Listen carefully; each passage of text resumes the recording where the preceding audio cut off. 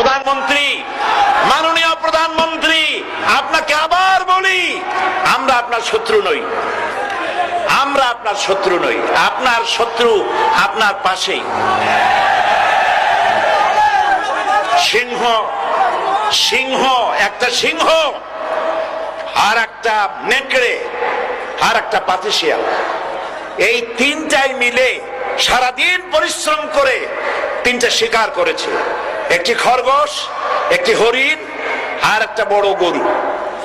সিংহ বলছে আমি পরিশ্রম করে আমরা তিনজনে শিকার করছি, কিন্তু আমার নিয়ম হলো বিচার ব্যবস্থা না করিয়া, ভাগ না করিয়া খাওয়া আমি পছন্দ করি না।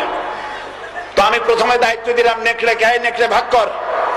নেকড়ে বলল মহারাজ এটা ভাগ করার কি আছে, ওই খরগোশটা বেটা পাতিশিয়াল খাক, হরিণটা আমি খাই, যেহেতু আপনার দেহ বড়, আপনি মহারাজ আপনি গরুটা খান। সিংহের মেজাজ খারাপ, বেয়াদব, এই ধরনের অসম বন্টন নীতি কে তোকে শিখালো? এক থাপ্পড় মারছে, নেকড়ের কল্লা উড়ে গিয়ে 50 হাত দূরে পড়ে গেছে।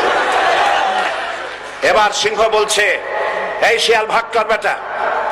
শিয়াল কয় মহারাজ এই সাধারণ জিনিসে কি ভাগ করার কোন বিষয়? কয় না, ভাগ না করলে তো আমি খাইতে পারি না। তো ভাগটা যদি আমার করতেই বলেন, আমি বলবো খরগোশ দিয়ে আপনি ব্রেকফাস্ট করবেন, লাঞ্চ করবেন হরিণ দিয়ে, ডিনার করবেন গাভী দিয়া।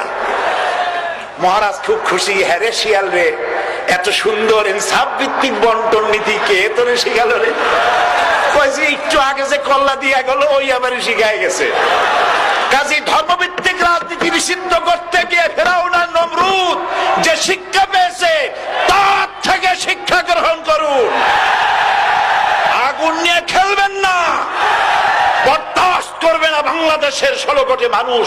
মুসলমান তো দূরের কথা, হিন্দু, খ্রিস্টান, বৌদ্ধ সব ধর্মপ্রাণ ধর্মভিত্তিক রাজনীতি নিষিদ্ধ করার মতো আগুন নিয়ে খেলা বন্ধ করুন, বন্ধ করুন। জনগণ মানবে না, মানবে না, মানবে না। আল্লাহ হাফেজ। বাংলাদেশ জিন্দাবাদ, বাংলাদেশ জামাত ইসলামী জিন্দাবাদ, বীর চট্টলা